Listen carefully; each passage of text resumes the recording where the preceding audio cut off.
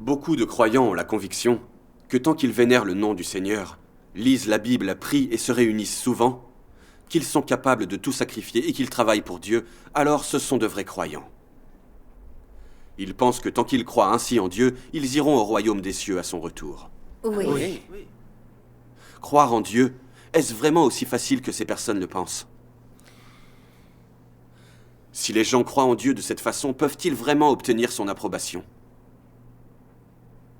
Et les pharisiens, qui ont été dénoncés et condamnés par le Seigneur Jésus, n'est-ce pas ainsi qu'ils croyaient aussi en Dieu? Ils priaient souvent et travaillaient dur, et voyageaient même jusqu'au bout du monde pour prêcher l'Évangile. Alors pourquoi leur foi n'a-t-elle obtenu l'approbation du Seigneur, et l'a, au contraire, amené à les condamner et les maudire? Ah, je ne sais vraiment pas. Je n'avais jamais pensé à ce problème. Les gens qui ont lu la Bible comprennent que même si les pharisiens lisaient bien la Bible, priaient régulièrement, prêchaient l'œuvre de Dieu, aimaient les autres, travaillaient dur, et semblaient être des croyants pieux et véritables en apparence, en réalité, ils n'avaient pas de place pour Dieu dans leur cœur. Ils ne glorifiaient pas Dieu. Car dans leur foi, ils ne s'efforçaient pas de rechercher la vérité dans les paroles de Dieu ou de comprendre sa volonté, et encore moins de pratiquer ses paroles et de suivre ses commandements.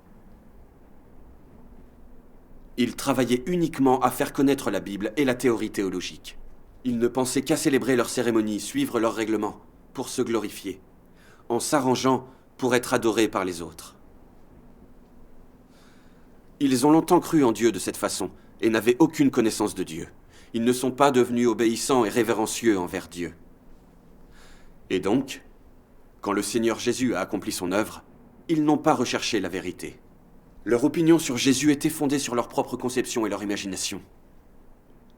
Quelle que soit la profondeur des prêches de Jésus, ou l'autorité et la puissance de son œuvre, ils ne cherchaient pas à les écouter, ni ne voulaient les étudier. Ils ont continué à résister au Seigneur Jésus, à le condamner, et pour finir, ils l'ont fait crucifier. Ils ont ensuite été maudits et punis. C'est terrible, ils ont été punis. Oui, c'est vrai, bien sûr. Alors Ce n'est pas si dites-moi, simple. la foi qu'avaient ces pharisiens peut-elle être appelée la vraie foi en Dieu? Non. Dieu lui-même a-t-il accepté la foi des pharisiens? Non, au contraire. Exact. Non seulement le Seigneur Jésus les a désapprouvés, mais il les a condamnés et maudits en disant « Malheur à vous, scribes et pharisiens hypocrites !